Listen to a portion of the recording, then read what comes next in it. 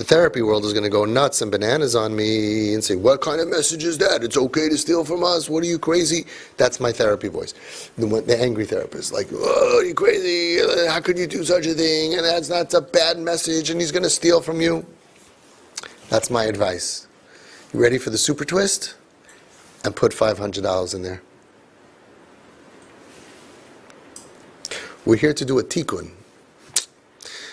The next day, they called up the guidance counselor of the school, and she said, Mark, I just want to tell you what happened with my son yesterday. I want to tell you, keep you in the loop. He said, you don't have to tell me anything, ma'am. Your son, Chaim, came to school today. He handed me an envelope. I opened up the envelope, I start reading the card, and I start reading, and I'm like, Chaim, you stole money from your parents? He says, just finish reading. I read the whole thing. I look up, and Chaim tells me, I will never take a penny from these people ever again. You're talking about now, it's over 6 years. Never stole. The way to stop a thief, you could buy many books, many self-help books. They'll tell you all kinds of stuff to do, including kneeling on rice, maybe the ruler on the fingertips, maybe cutting off an arm, a nice little tool. It doesn't work unless you cut off both arms. There's a lot of different ways and tools and musar and fighting, but this has a 100% success rate in my book, because it works.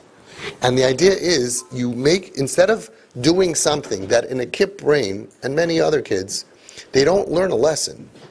Instead, they just walk away thinking, I hate you, you hate me, and they steal more. You created a bigger wall. Here, you demolished the wall. I know what you did. I forgive you. You didn't even ask, he's not even sorry. Not only I forgive you, it's my fault. Because if I would be giving you my credit card and all my income, you wouldn't steal from me, right? And you should know, if you're ever going to steal again, it's okay.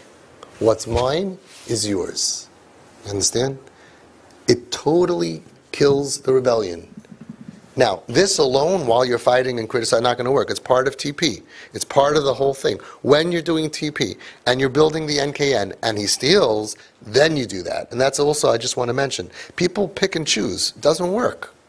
Do the series. Do the 12 bombs, 12 weeks. Do the trips. Do everything. When you have a great NKN and then they do bad stuff, like this mistake that he just did, that's when we do a very twisted tikkun and the kid walks away feeling closer to you than before, and reverses the behavior, halavai, almost always instantly. Sometimes you need more than one dose, but it works. We don't have kids stealing from our parents. It's not chachma, it's binah. It's not wisdom. Wisdom, chachma, intellectual knowledge, as I read it in a book. Okay, you tell him, because you stole $500, we are deducting $50 from your allowance for the next 200 allowances, and you're going to pay us back. Goyish a cup. To Goyish a cup. We got to deal with this, and I'm giving you a fine, you're going to learn a lesson. Okay, maybe on a regular kid, I'm not going to get into it. Not on a KIP, not on a kid in pain, not on a suicidal kid cutting, depression, sick, or a kid that you want to be makarev because you shut down your whole business. Over $500, you shut down your whole geschäft. You want to be makarev the kid, let's say even besides for emotional pain and psychiatric pain. You want to be makarev them to Yiddishkeit. The Baal Shem Tov said the derech is lehoivaisam b'yoser, to love them extra. The lehoivaisam b'yoser stops because you made a geschäft over, you made a business a problem over $500. So you shut down your whole IV into the kid for $500?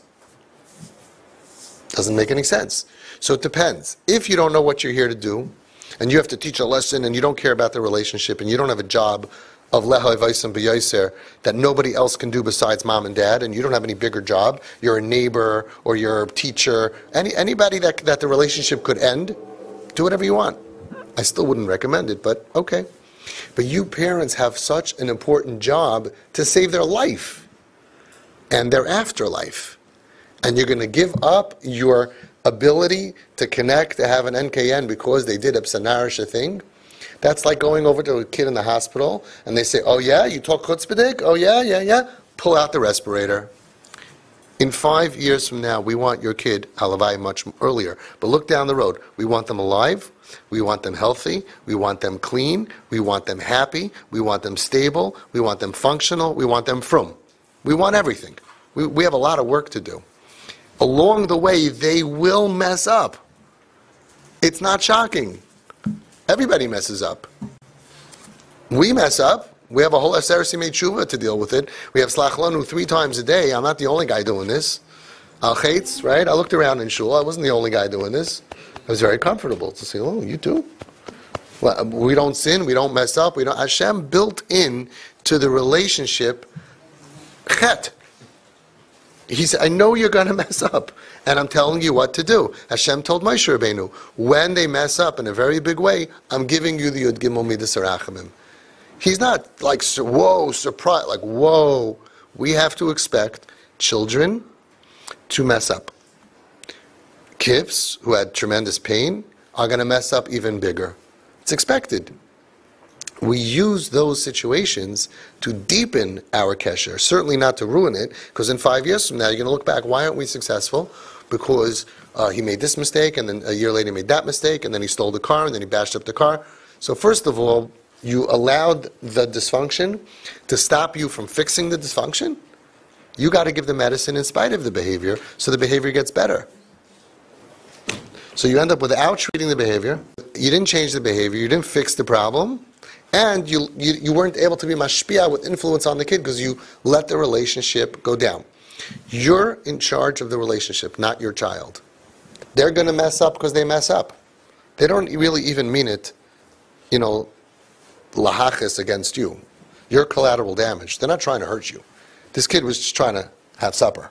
He wasn't trying to do all those terrible things that he did. Okay? Other kid saw money. He wanted to go have a good time. He didn't think, I am Hareini Mikudeshes le steal from my parents. It wasn't his point of everything bad that he did. It wasn't his point. It's like your collateral damage. Sorry. But it's a good thing because they're not out to get you.